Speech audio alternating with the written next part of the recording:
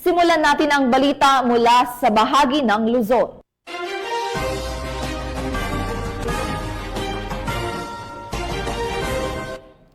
Dahil sa tuloy-tuloy na operasyon ng pulisya kontra iligal na droga, mahigit 130 milyong pisong halaga ng shabu ang nasabat mula sa 4 na high-value individual sa isinagawang joint buy-bust operation ng PNP at PIDEA sa barangay Dontogan, Baguio City.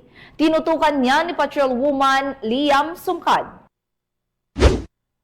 Bilang bahagi ng mahigpit na hakbang sa internal cleansing at upang mapanatili ang integridad sa hanay nito. 4 na individual, kabilang ang isang pulis mula sa Baguio City Police Office, ang timbog sa isinagawang buy-bust operation sa Barangay Dontugan, Baguio City nito lamang Marso 25, 2025. Nakuha mula sa kanila ang 20,000 gramo ng shabu na nagkakahalaga ng 136 milyon, isang baril, ID, cellphone at iba pang mga non-drug evidence.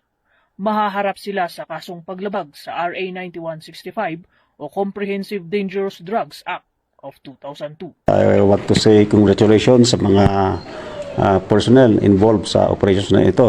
Unang-una sa PIDEA, sa RPDEO at other involved units. Ang masabi ko is malulungkot ako. Masaya na malungkot. Masaya dahil nahuli natin itong kasamaan na pulis na gumagawa ng hindi maganda.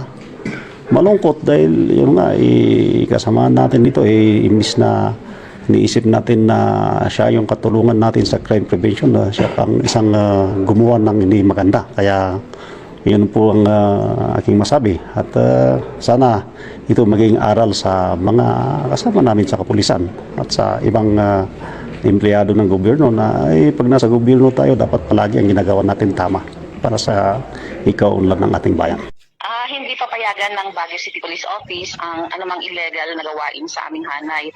Naninindigan kami sa aming tungkulin na tiyakin na ang mga lumalabag sa batas ay mapapanagot ng Baguio City Police Office sa pamumuno ng aming City Director na si Police Colonel Roel Padel at patuloy na paigtingin ang kampanya laban sa illegal na droga. Tinitiyak ito ng BCPO na patuloy ang pagsasagawa ng mga random drug testing at meron tayong pagpapapirma sa aming miyembro ng sertifikasyon na hindi kami masasangkot sa illegal na mga gawain.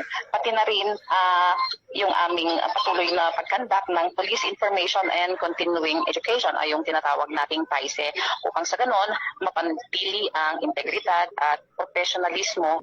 Magiging tatas tayo sa investigasyon. Mapaparusahan siya sa kasong Section 5 of the RA 9165 at the same time Section 11 or yung possession of dangerous drugs. Dagdag pa ni Police Colonel Roel D. Tagal, City Director ng BCPO, mananatili silang mahigpit sa paglilinis ng kanilang hanay at pagpapanagot sa mga tiwaling opisyal. Mula dito sa Police Regional Office Cordillera Administrative Region, ako ang inyong PNN Correspondent, Patrolman Sumkad, alagad ng batas, tagataguyod ng Balitang Pulis. Maraming salamat, Patrolwoman Sumkad.